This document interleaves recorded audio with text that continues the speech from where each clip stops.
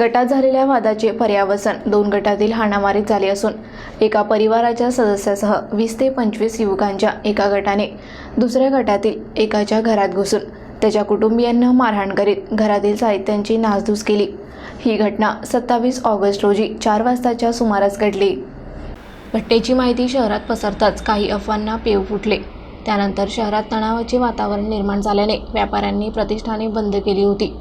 या प्रकरणी शहर पोलीस स्टेशनमध्ये रात्री उशिरापर्यंत गुन्हे दाखल करण्याची प्रक्रिया सुरू होती।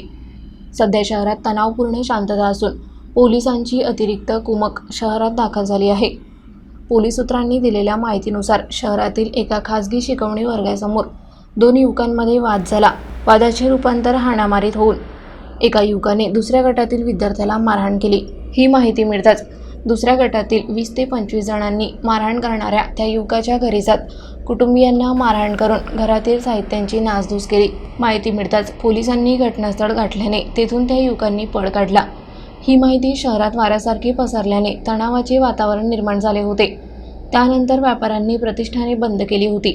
घटनेचे गांभीर्य लक्षात घेता पोलिसांनी मध्यस्थी करीत परिस्थिती नियंत्रणात आणली। यावेळी हिवरखेड व अकोट येथील पोलीस स्टाफ तसेच दंगल नियंत्रण पथक शहरात दाखल झाले आहेत।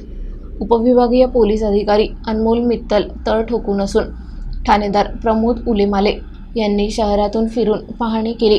उपविभागीय अधिकारी मनोज लोणारकर, नायब तहसीलदार विकास राणे, तहसीलदार समाधान सोनवणे यांनी सुद्धा पोलीस स्टेशनला भेट देत घटनेची माहिती घेतली।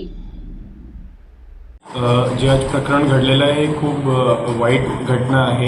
यामध्ये पहिल्यांदा एक लहान घटना झाली होती ज्यामध्ये एक व्यक्तिगत वाद झाल्यामुळे जी पुढची घटना आहे ती झाली।